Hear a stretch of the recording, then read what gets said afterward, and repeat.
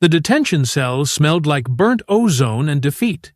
Commander Vrek'tal stood before the reinforced plasma barrier, all four of his primary arms crossed in what he assumed was an intimidating posture. Behind the shimmering energy field sat the human, and she looked about as concerned as a sleeping stone. "You understand your situation, yes?" Vrek'tal clicked his mandibles together in what translated roughly to a condescending smile. "Your vessel is scrap. Your crew is dead. Your rebellion ends here, in the Void Station Omega, where thousands of your kind have perished before you." The human woman, who'd identified herself only as Captain Lyra Kane, leaned back against the cold metal wall. She was tall for her species, with dark skin marked by combat scars and hair pulled back in tight braids. Her eyes, an unusual shade of amber, held something that made Vrek'tal's third stomach twist uncomfortably. "Amusement? Is that supposed to scare me?" Lyra asked, her voice carrying that peculiar human quality of sounding bored and dangerous simultaneously. "Because I've heard better threats from cargo haulers." Vrek'tal's auxiliary arms twitched. In his 3 decades of interrogating prisoners across 17 star systems, none had ever spoken to him with such casual disrespect. The Krillian Empire commanded fear. The Krillian Empire commanded obedience. This was unacceptable. "You carry weapons," Vrek'tal said, gesturing toward the collection of human artifacts laid out on the examination table beside him. Primitive ballistic firearms, explosive devices, and this. He held up the blade with 2 claws, as if handling something diseased. The sword was absurd, nearly a meter long, curved slightly, with worn leather wrapping the handle, actual metal, sharpened metal. In an age of plasma cutters and molecular disruptors, this human had brought a sword to a space battle. "Beautiful, isn't she?" Lyra said, and now there was warmth in her voice. Actual affection. For a sharpened piece of metal. That's been in my family for 8 generations. My ancestor forged it back on Earth, before we even dreamed of touching the stars. "It is a relic," Vrek'tal said flatly. "Worthless." "Funny thing about relics," Lyra replied, examining her fingernails as if this conversation was mildly boring. "They tend to outlast the empires that mock them." Vrek'tal's communication implant buzzed. He activated it with a thought, and the voice of Subcommander Threxon crackled through. "Commander, the High Magistrate requests your presence in the observation deck. The human's execution has been scheduled for cycle end." "Acknowledged," Vrek'tal responded. He looked back at Lyra, who hadn't moved. "You have 6 hours to contemplate your failures, human. Then we will space you. Your body will drift in the void as a warning to others who dare challenge Krillian superiority." "Spacing, huh?" Lyra's lips curved into a smile that didn't reach her eyes. "That's your big finale? Kind of theatrical, don't you think? We find it effective. I'm sure you do." She stood up, moving with a grace that seemed wrong for a species that had only achieved interstellar travel 2 centuries ago. "Tell me something, Commander. How many humans have you actually fought? Not captured, not executed, actually fought, face to face, no barriers, no backup?" Vrek'tal's mandibles clicked in irritation. "We do not fight in such primitive ways. We are a civilized species." "Right. Civilized." Lyra laughed, and the sound echoed strangely in the detention cell. "You know what I love about you, Krillians? You've conquered 47 species, spread across 900 systems, command the most powerful fleet in this quadrant, and yet you're absolutely terrified of us." "Terrified?" Vrek'tal's voice rose, his translator struggling with his indignation. "We are not. Then why the plasma barrier? Why the restraint field? Why keep my sword all the way over there, like it might jump up and attack you?" Lyra walked closer to the energy field, stopping just before the point where it would deliver a painful shock. "Why do your hands shake when you look at me?" Vrek'tal glanced down. His auxiliary arms were trembling. He forced them still, but the damage was done. "I will return for your execution," he said stiffly, turning away. "Use your remaining time wisely." "Oh, I will," Lyra called after him. "I definitely will." The observation deck of Void Station Omega offered a spectacular view of absolutely nothing, which, Vrek'tal supposed, was the point. The station orbited a dead star in unclaimed space, far from trade routes and populated systems. The perfect place for a prison, an interrogation center, and occasionally an execution platform. High Magistrate Quilvenra stood before the massive viewport, her ceremonial robes trailing behind her in a display of wealth and power. She was elderly for a Krillian, her carapace showing the silver gray of advanced age, but her mind remained sharp as a plasma blade. "Commander Vrek'tal," she said without turning, "tell me about the human. Stubborn, defiant, irrational." Vrek'tal approached and stood at attention. "Standard human characteristics, Magistrate. And yet, you seem unsettled." Vrek'tal hesitated. In the Krillian hierarchy, showing weakness was dangerous. Showing doubt was worse. "She carries a sword, Magistrate, an actual blade. Claims it has been passed down through 8 generations of her bloodline. Quaint. She seems confident it will be useful." Now, Quilvenra turned, her black eyes focusing on Vrek'tal with uncomfortable intensity. "A sword? Useful in space combat? The human is either insane or mocking us." "Perhaps both, Magistrate." Quilvenra clicked her approval. "It matters little. In 6 hours, she will be dead. Her rebellion crushed, and we will display her frozen corpse as we have displayed hundreds of others. The humans will see, and they will learn. Their revolution dies here." "Of course, Magistrate." Vrek'tal bowed, but something in his third stomach still churned. That look in Lyra Kane's eyes. That smile, as if she knew something they didn't. Impossible. "However," Quilvenra continued, "I want you to interrogate her once more before the execution. Extract information about human military installations, fleet movements, and resistance cells. Use whatever methods necessary. The humans rarely break under torture, Magistrate. Their pain threshold is abnormal. Then, be creative." Quilvenra's mandibles spread in what might have been a smile. "You have 6 hours. Make them count." Lyra was doing push-ups when Vrek'tal returned. One-armed push-ups, because apparently regular push-ups weren't challenging enough. She didn't stop or acknowledge his presence, just continued the rhythmic up-and-down motion while humming something that sounded like a human battle anthem. 57, 58, 59. She counted under her breath. 60. She dropped to the floor, rolled onto her back, and grinned up at the ceiling. Personal best. Not bad for someone who's supposedly about to die. "I have questions," Vrek'tal said, deactivating the plasma barrier and stepping into the cell. Behind him, 4 armed guards took position, their pulse rifles trained on the human. "You will answer them." "Will I, though?" Lyra sat up, crossed her legs, and looked at him with those unnerving amber eyes. "See, here's the thing about interrogations, Commander. They only work if the prisoner cares about staying alive. All beings care about survival." "Do they?" Lyra tilted her head. "Let me tell you a story. 3 months ago, your forces attacked the colony on Epsilon Prime. 12,000 humans, mostly farmers and traders. You gave them a choice. Submit to Krillian rule or be exterminated. Want to guess what they chose?" Vrek'tal said nothing. He knew the answer. He'd read the reports. Epsilon Prime had fought. Every single colonist, from the eldest to the youngest capable of holding a weapon, had fought. The Krillian forces had eventually won, but it had cost them 3 battle cruisers and over 2,000 soldiers for one agricultural colony.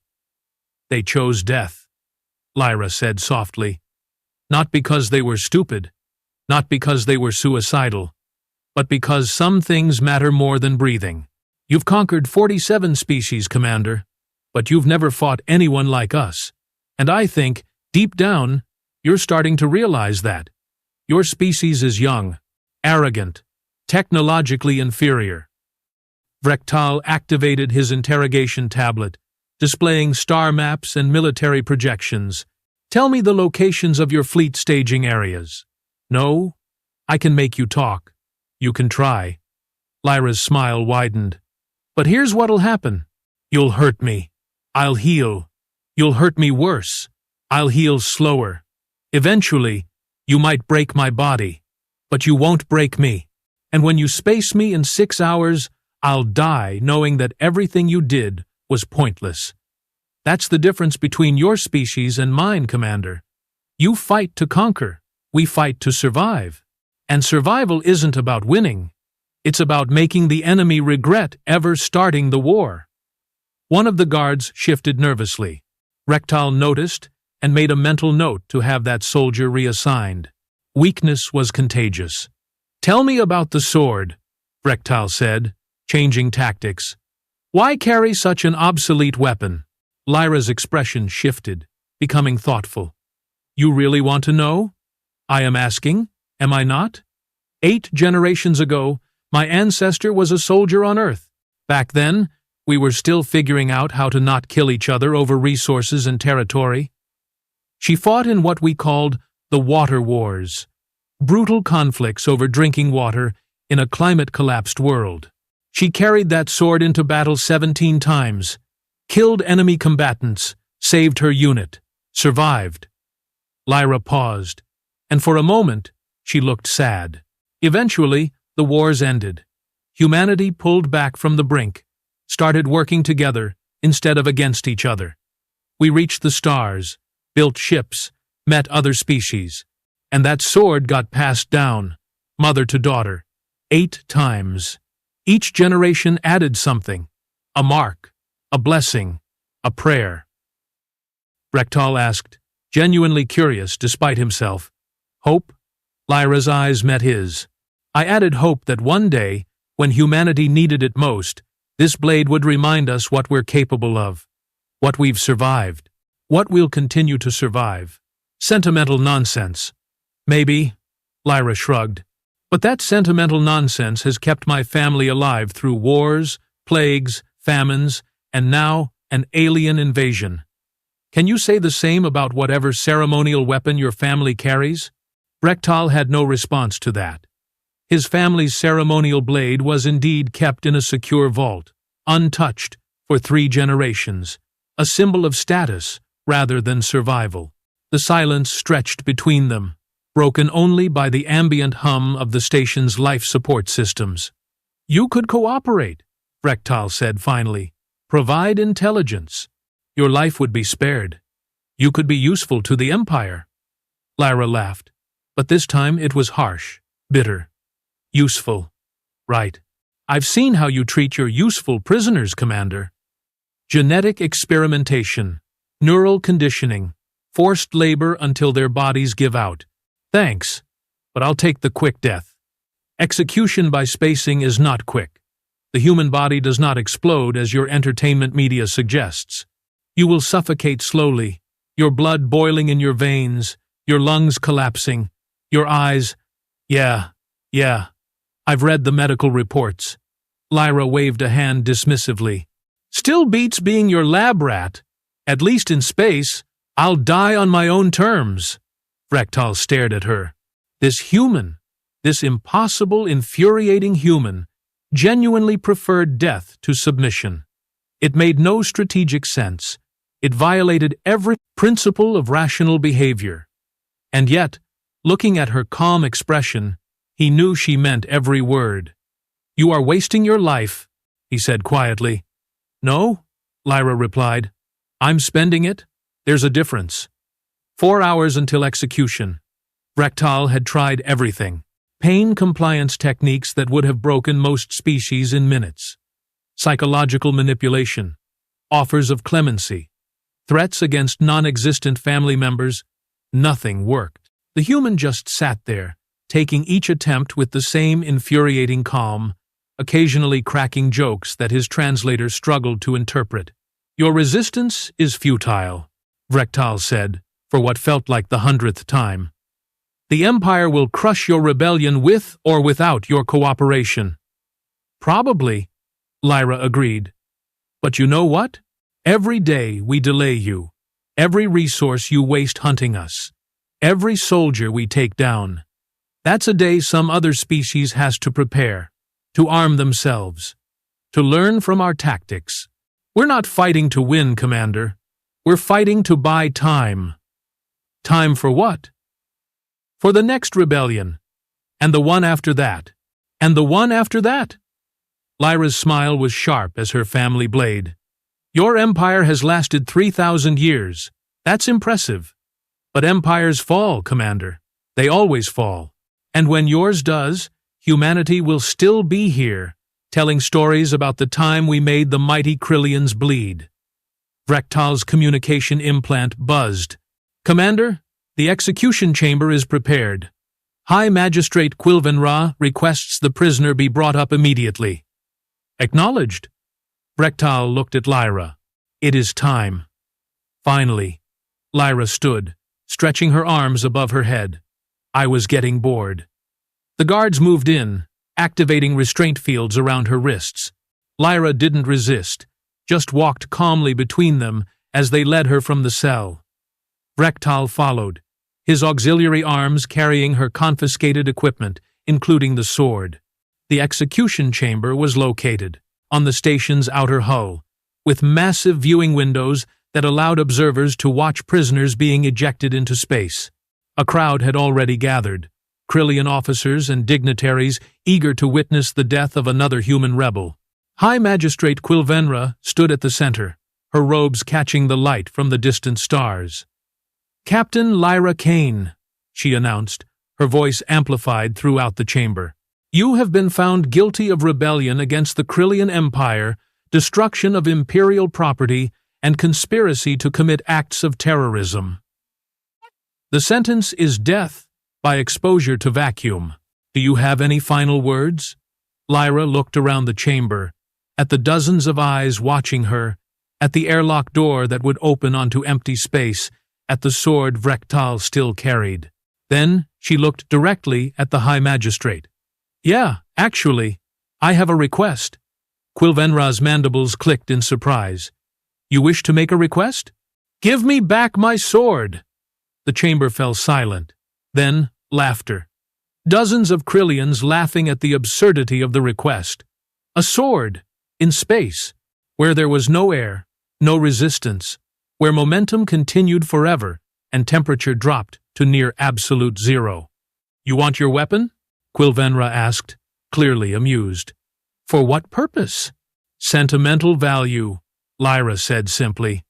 "If I'm going to die, I'd like to die holding something that matters to me." "That seems reasonable, doesn't it?" Krillian considered this. "Commander Vrek'tal, what harm could it cause?" Vrek'tal looked at the sword, then at Lyra, then back at the sword. Every tactical instinct he possessed screamed danger, but he couldn't articulate why. It was just a blade.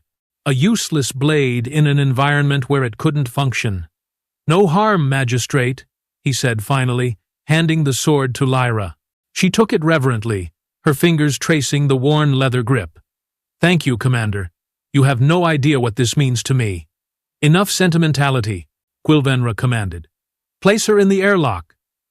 The guards moved Lyra toward the airlock chamber, a small room with transparent walls that allowed observers to watch the entire process. She stepped inside without hesitation, the sword held loosely at her side. The inner door sealed with a heavy clang. Red warning lights activated. The atmospheric pumps began their countdown, slowly evacuating the air from the chamber. Vrek'tal watched Lyra's face through the transparent wall. Most prisoners panicked at this point. The human just stood there, breathing calmly, conserving oxygen. 30 seconds to vacuum, the automated system announced. Lyra closed her eyes. Her lips moved, speaking words that couldn't be heard through the walls. A prayer, perhaps, or a curse. With humans, It was difficult to tell the difference. 20 seconds. She shifted her grip on the sword, bringing it up in what Vrek'tal recognized as a combat stance. Ridiculous. Who was she planning to fight? The Void? 10 seconds. The High Magistrate leaned forward, eager to witness the human's death. Around the chamber, other observers did the same. This was entertainment for them. A show. A demonstration of Krillian power. 5, 4, 3, 2, 1. Vacuum achieved. The outer airlock door began to open, revealing the endless darkness of space beyond. Lyra should have been gasping, suffocating, dying. Instead, she smiled. That same infuriating smile she'd worn since the moment Vrek'tal first saw her. And then, to the absolute shock of every being in that chamber, she stepped forward voluntarily. Into the vacuum. Into space. Still breathing. Still alive. The sword caught the light from distant stars and blazed like a captured sunday. And somewhere in the darkness, something moved. The observation chamber erupted into chaos. Officers shouted contradictory orders. Technicians frantically checked their equipment. Someone screamed that the sensors must be malfunctioning. High Magistrate Krillian simply stared, her mandibles frozen in an expression of pure disbelief, because Lyra Kane was walking in space. Her body should have been freezing, her blood boiling from pressure differential, her lungs exploding from trapped air. Instead, she moved with casual grace, as if strolling through a park back on Earth. A faint shimmer surrounded her form, barely visible against the backdrop of stars. Personal shield generator, Vrek'tal breathed, understanding crashing over him like a collapsing star. She had a personal shield generator. Impossible! Krillian hissed. We scanned her. Multiple times. There was nothing. Not on her person, Vrek'tal said, his tactical mind finally catching up. Inside her. Bio-integrated technology. The implications hit everyone simultaneously. Humanity had achieved bio-integration? That technology was theoretical, even for the Krillians. The medical complications alone should have made it impossible. Lyra raised the sword in both hands, and that was when Vrek'tal saw them. Ships, dozens of them, small, dark, running silent, emerging from behind the dead star like predators from shadows. Human vessels, their hulls absorbing light rather than reflecting it, making them nearly invisible against the void. Battle stations, Krillian shrieked. All personnel to battle stations. This was a trap! Alarms blared throughout Void Station, Omega. Pulse cannons rotated toward the approaching fleet. Shield generators hummed to full power. Krillian soldiers rushed to their positions, training overriding their shock. But Vrek'tal kept watching Lyra. She was doing something with the sword, her movements precise and deliberate. Not attacking, not signaling, something else. The blade began to glow, not with reflected light, but with its own internal luminescence, starting at the base and spreading toward the tip. Blue-white energy danced along the metal, patterns that looked almost like human writing flowing across its surface. Magistrate, Vrek'tal said urgently. We need to close that airlock. Now. Too late. Lyra thrust the sword forward, point aimed directly at the station, and the energy released. Not a beam. Not a projectile. Something worse. The blade opened a gateway, a tear in space itself, and through it came the most terrifying sound Vrek'tal had ever heard. Laughter. Human laughter. Hundreds of voices, overlapping, echoing impossibly through the vacuum where sound should not exist. And then they came through. Soldiers in black armor poured from the rift, using small thruster packs to propel themselves toward the station. They carried weapons Vrek'tal had never seen before, hybrid designs that mixed human ballistics with alien energy technology. Some rode on mechanical platforms, others seemed to fly through raw willpower and physics-defying jetpacks. The lead figure reached Lyra and handed her something, A helmet.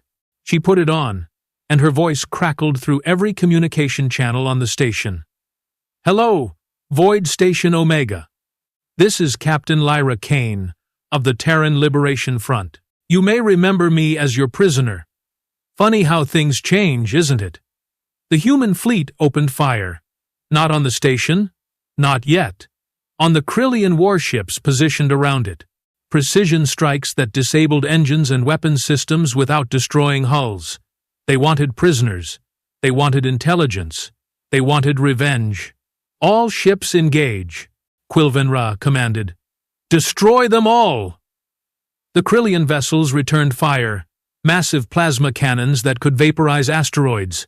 But the human ships moved like nothing Vrek'tal had ever witnessed. They dodged, weaved, split formation, and reformed, executing maneuvers that should have liquefied their crews from the acceleration forces.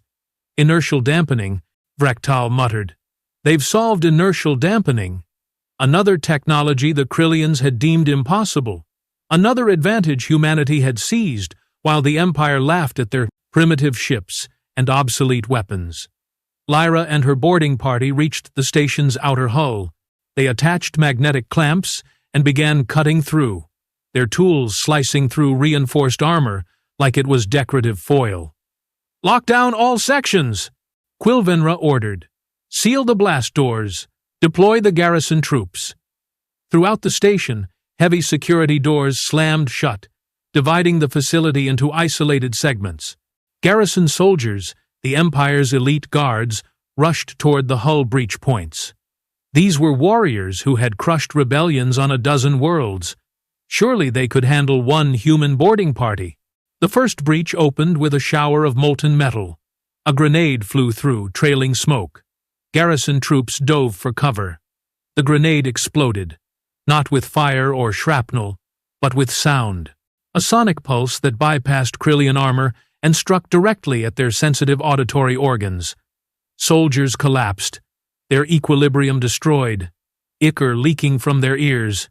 Humans poured through the breach. They moved fast, covering each other with disciplined efficiency. One would fire while two advanced. Then those two would provide cover while others moved forward. Textbook small unit tactics, executed flawlessly. A garrison commander tried to rally his troops, but a human soldier, female, shorter than Lyra but moving twice as fast, slid beneath his plasma fire and drove an electrified blade into his knee joint. The commander dropped, and she was already moving to her next target. "Fall back!" someone screamed. "Regroup at Section 7. But there was no falling back. Humans had breached in multiple locations. They knew the station layout, knew which corridors to take, which rooms to bypass. This wasn't a desperate rescue mission. This was a surgical strike by people who had studied their target extensively. In the observation chamber, Krillian grabbed Vrek'tal's arm, her claws digging through his uniform. "Get me to the command ship. Now." "Magistrate, the docking bay is 3 sections away. We would have to pass through." "I do not care what we have to pass through. Move." Vrek'tal gathered his personal guard, 6 of his best soldiers, and led the magistrate toward the docking bay. They made it 2 corridors before running into the humans, 5 of them, armored, weapons raised. The leader, a massive male with scars visible through his helmet's faceplate, tilted his head. "High Magistrate Krillian," he said, his voice artificially deepened by his helmet's speakers. "We've been looking for you. Captain Kane sends her regards." "Kill them!" Krillian shrieked. The Krillian guards opened fire. Plasma bolts filled the corridor with superheated death. The humans scattered, 2 diving left, 2 right, 1 straight up, using magnetic boots to run along the ceiling. Their return fire was precise, controlled bursts that targeted joints and weak points in Krillian armor. 1 guard went down. Then another. The massive human reached Vrek'tal, and they grappled. 4 arms against 2. Krillian strength against human tenacity. For a moment, they were evenly matched. Then, the human headbutted him. The impact rang through Vrek'tal's skull, his vision swimming. The human's helmet had cushioning. Vrek'tal's head did not. He staggered backward, and the human swept his legs, sending him crashing to the deck. When his vision cleared, all his guards were down. Krillian was backed against a wall. 3 human weapons pointed at her. "You cannot do this," the magistrate said, trying to maintain her authority. "I am protected by interstellar law. I have diplomatic immunity." "Funny thing about that," the scarred human said. "Your empire doesn't recognize interstellar law. You've said so, repeatedly, in front of the Galactic Council. So we figured, why should we?" He pulled out restraints, not energy fields, but actual physical bindings, and secured Krillian's arms. She struggled, but it was useless. Whatever these restraints were made from, they were strong enough to hold a Krillian. "Commander Vrek'tal," another human said, kneeling beside him. Female voice. "Young, you have a choice. Fight and die here, or cooperate and live. Captain Kane specifically requested you be given that option." "Why?" Vrek'tal asked, his head still ringing. "Because you showed her something the others didn't. Curiosity. You wanted to understand. That counts for something." Vrek'tal looked at his fallen guards, looked at Krillian, her dignity stripped away, looked at these humans who had turned his impregnable prison station into a battlefield. "I will cooperate," he said quietly. "Smart." The human helped him to his feet. "Let's go. Captain wants to talk to you." They moved through the station, passing scenes of devastation. Krillian soldiers were being systematically disarmed and secured. Human medics actually treating wounded Krillians, which shocked Vrek'tal more than anything else. The Empire never showed such mercy to prisoners. They reached the central command deck, where Lyra Kane stood before the main tactical display. She'd removed her helmet, and her braids were slightly disheveled, but otherwise she looked completely composed, like she'd done this 1,000 times. "Commander," she said, turning to face him. "Good to see you conscious. How's your head?" "I will survive." "Glad to hear it." She gestured to the tactical display. "Look at this. Your fleet is retreating. 16 ships disabled, 3 captured, 0 destroyed. My people are very good at their jobs." "How?" Vrek'tal asked. "How did you plan this? How did you hide the technology? How did you know exactly when and where to strike?" Lyra's smile was different now. Not mocking, almost sad. "Because you told me." "I told you nothing. You told me everything, Commander. The way you held my sword at arm's length, like it was dangerous. The way you avoided mentioning specific station defenses during interrogation. The way your auxiliary arms trembled when I looked at you. You gave me 40 different pieces of information without realizing it, and I put them together." She walked closer, and Vrek'tal resisted the urge to step back. "Your empire is built on fear and intimidation. You expect species to break, to submit. But humans? We've been breaking each other for thousands of years.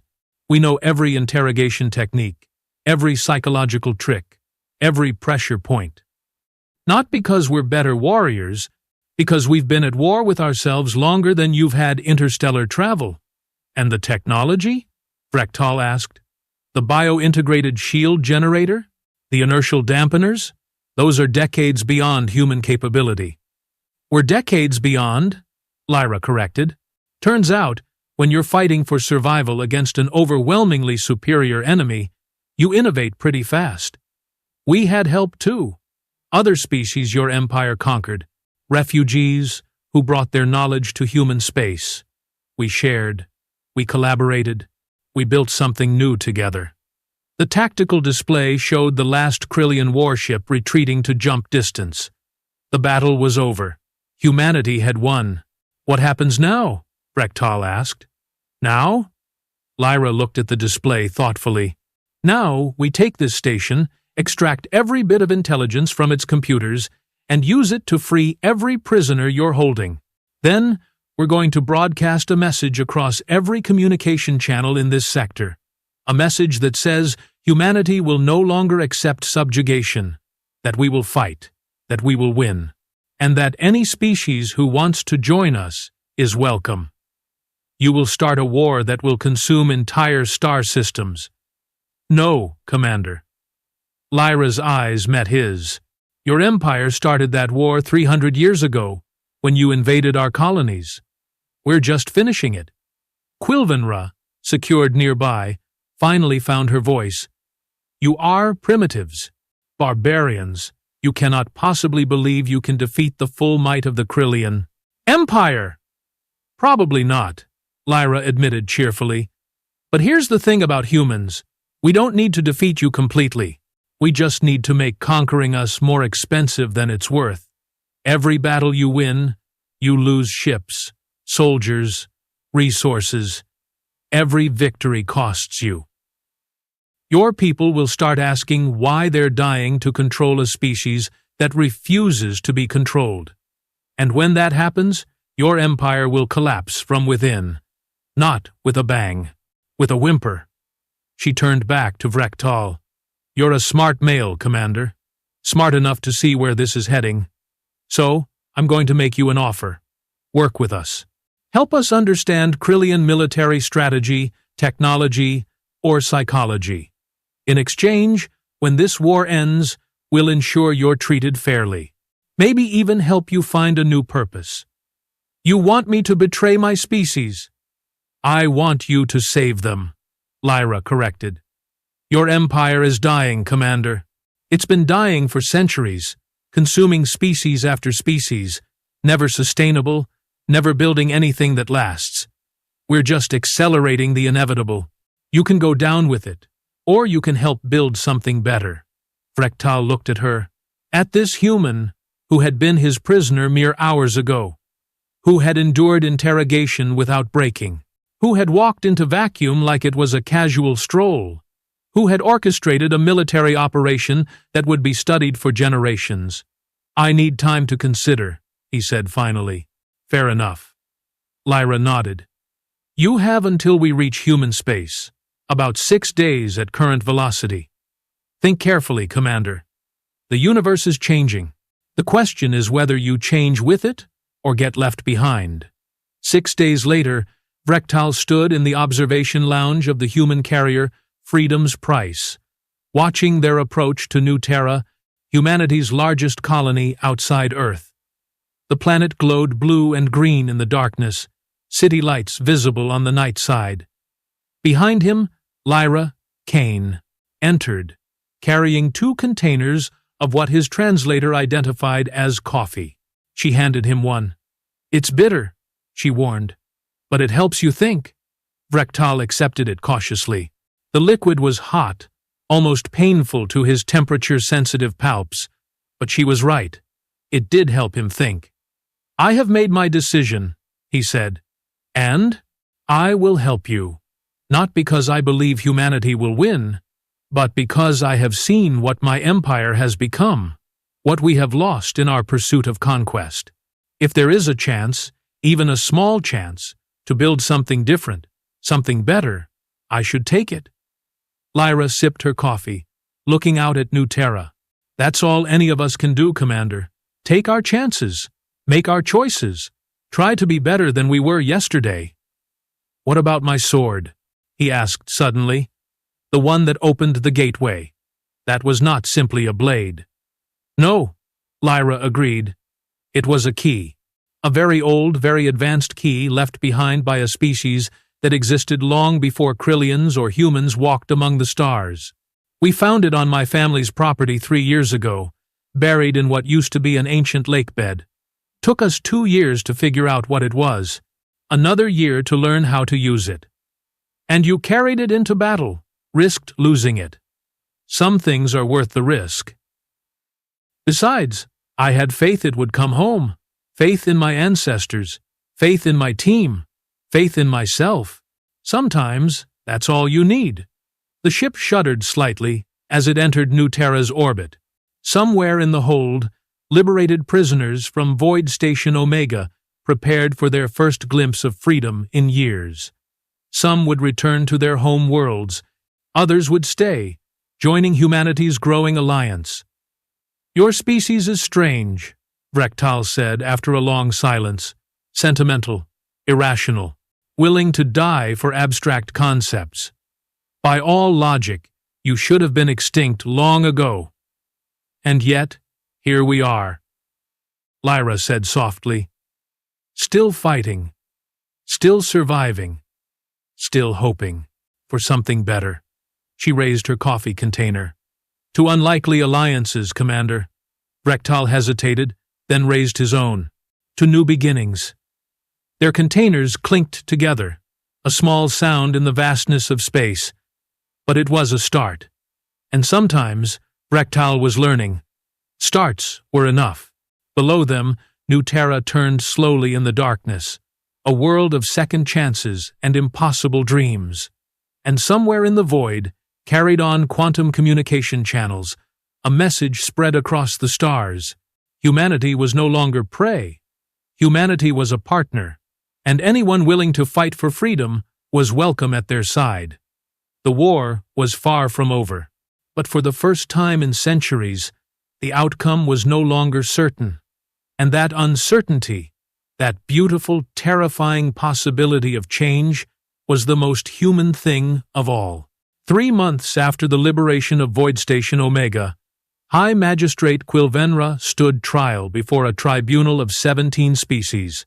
She was found guilty of crimes against sentient beings and sentenced to life imprisonment. She spent her remaining years in a cell very similar to the one where Lyra Kane had been held, contemplating the irony. The Krillian Empire fragmented within a year, torn apart by internal rebellion and external pressure. Some systems joined humanity's alliance. Others remained independent. A few tried to maintain the old ways, but without the central authority, they quickly faded into irrelevance.